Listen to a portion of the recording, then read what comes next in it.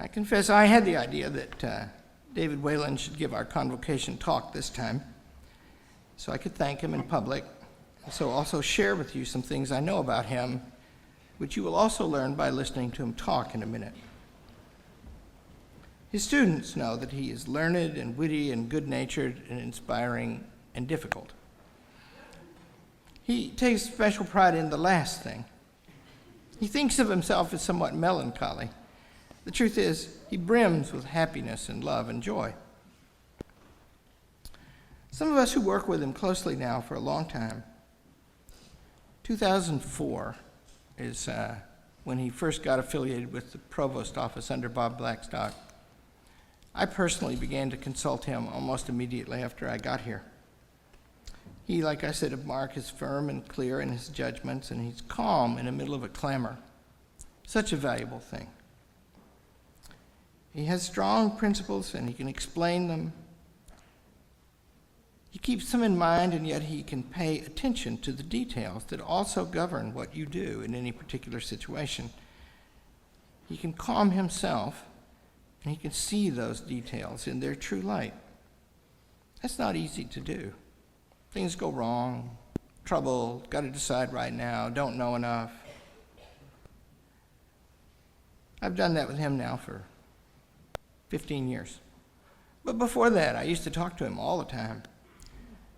Because we began to run a seminar, me and him and Mark and a few others over the years, to figure out how on earth do you manage a college? It's complicated. How do you get unity when the methodology is to argue and disagree all the time? How do you cope with having an old mission in a new day? How do you get 19-year-olds to behave themselves? Or for that matter, seniors, 21-year-olds. We've talked those subjects through exhaustively. We don't really have any thoughts about it that we can separate from the thoughts of the other one.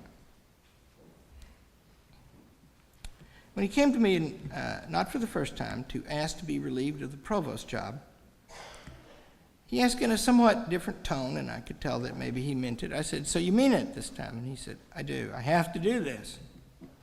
He didn't, but I said, "Okay, I want to negotiate." And he said, "All right." I said, "You have to keep some position that keeps you close to the councils of the college, because we need you there, knowing what's going on. You don't have to do anything except give your advice." I'll give him things to do later. He wants to teach more, so he's going to. I said, "You're going to be called," I think he changed it though, he's now to be called Associate Vice President for Curriculum. He said, "What does that mean?" And I said, "That's the beauty of it. It doesn't mean anything." Latitude. There's no significant success that we've had here at this college since I've been here, of which he is not part.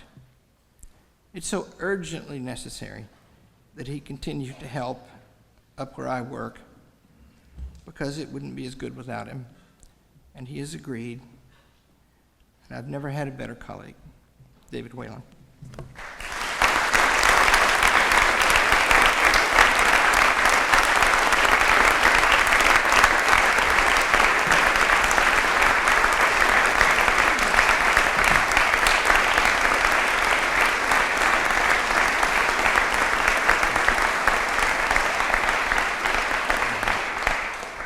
Well,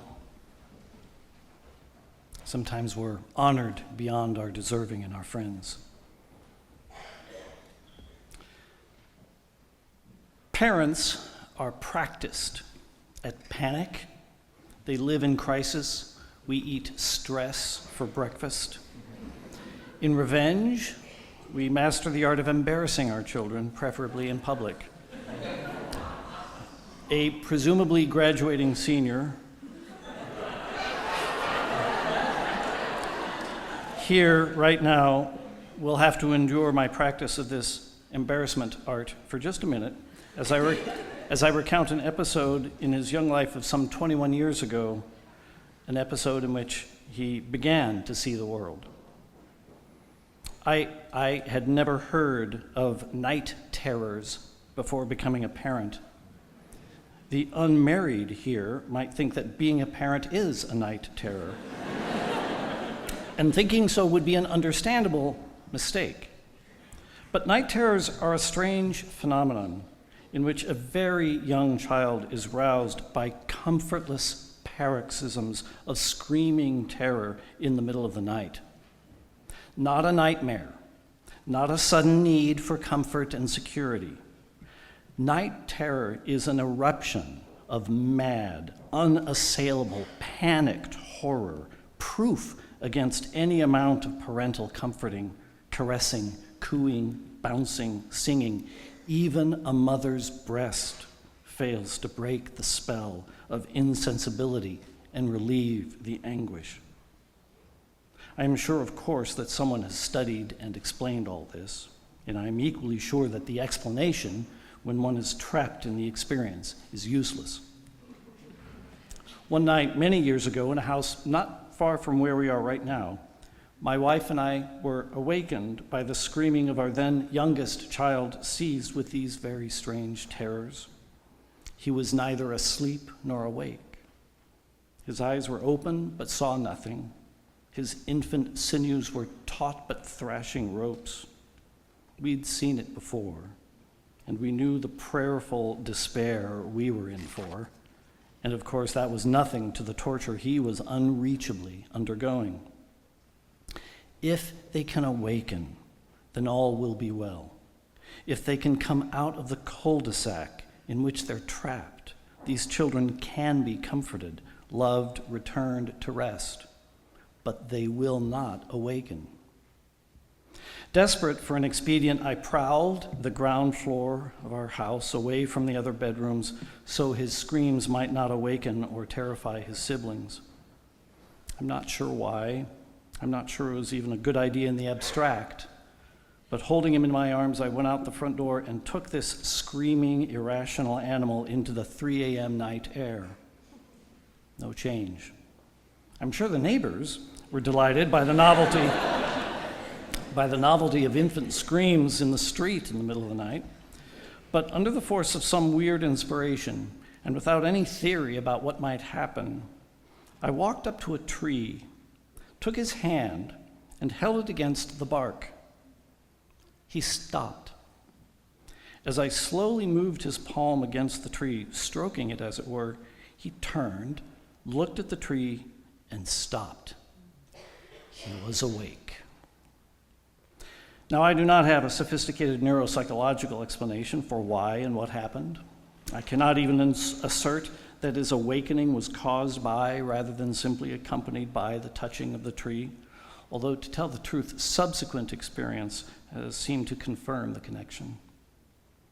But what it seemed at the time, and what it seems now, is that touching the tree somehow allowed reality, the world, the universe of actually existing things, to break through and liberate an infant mind trapped in some kind of endless, unreal loop of objectless alarm.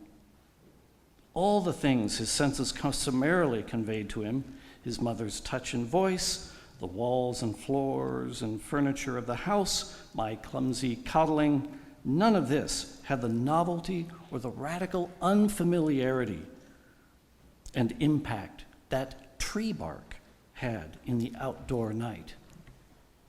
Tree bark was the shock that broke the block that terror built. I recount all this not to suggest that our fears can be dissolved by becoming tree huggers, or that bark beats coffee as a stimulant, or even that if you value sleep, celibacy is the answer. Rather,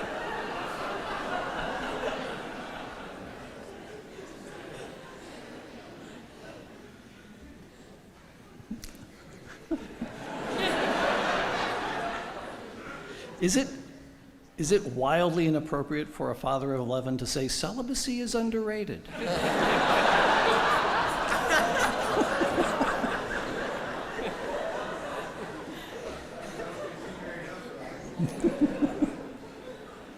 Rather, I mention all this because the episode captures perfectly how hard it is to wake up, metaphorically speaking, and see reality thoroughly.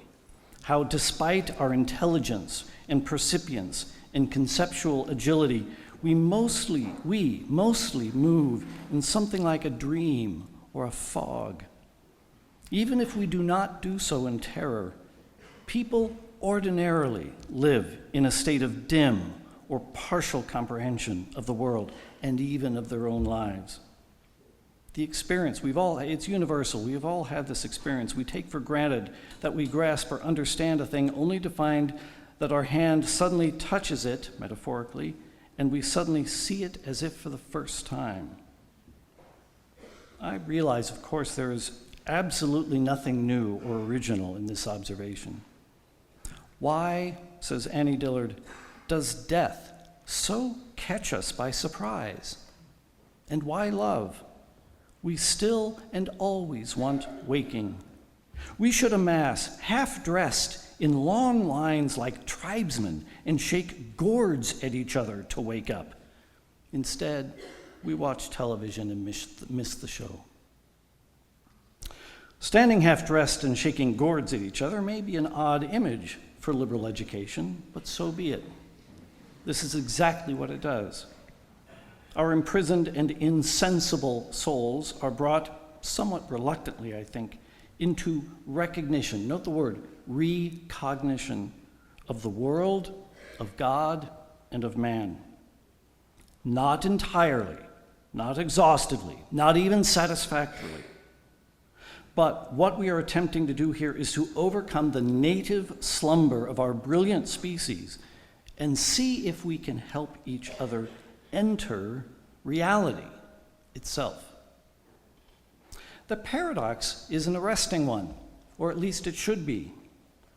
How is it that so magnificent a thing as man, described reportedly by God himself as a little lower than the angels, should be so impenetrably dense? Walker Percy famously asked, why is it possible to learn more in 10 minutes about the Crab Nebula in Taurus, which is 6,000 light years away, than you presently know about yourself, even though you've been stuck with yourself your whole life? This perfectly joins the brilliance to the density. In a similar vein, my students have learned not to reply fine or well to my query, how are you? Because if they do, I'm likely to ask how, in the name of the 7 mad gods, they can call themselves well when they are 2 decades old and still in training for release into the world. Cats, dogs, pigs, naked mole rats, theoconforming heterocephalidae that they are, all stride jauntily into the world less than a year into their nativity. And here you are, I tell them, meekly sitting behind desks, wondering what will be on the test. Professorial rantings aside, the query really rests on the most serious possible grounds. The same being brilliant enough to grasp the physics of Brunelleschi's dome, or through printed language enter into a kind of conversation with people long dead, is so dense and enamored of his dream world that it takes decades to lure him into reality. It takes families and institutions and bottomless effort and resource to usher man into something approximating a comprehension of the given world, the universe of things not fashioned by his own wishes, assumptions, tastes, or imaginings, including, by the way, the works of others' imaginations. The paradox is real. We are brilliant beyond calculating and dense beyond measure at the same time, almost in the same way, and even about the same things. So what? And how is it that a liberal education is likened to shaking the awakening gourd? Well, certainly not in the tendentious ideological sense the metaphor of awakening now is made to bear. nor in some sentimental sense that either pursues enlightenment like a drug, that's the wow man school of sentimentality, or the equally sentimental sense that thinks of education as power. Rather, the awakening that liberal education pursues is slow, gradual, 2/3 complete before anyone even begins to realize what is underway. It has the character, oddly, of a byproduct resulting from 1,000 difficult or befuddling studies, inquiries, conversations, and battles, many seemingly unrelated to each other. Liberal education awakens us to reality in a way that seems indirect, sideways, in an elaborate dance where the object, and that is truth, is not transmitted or tackled, but wooed and won.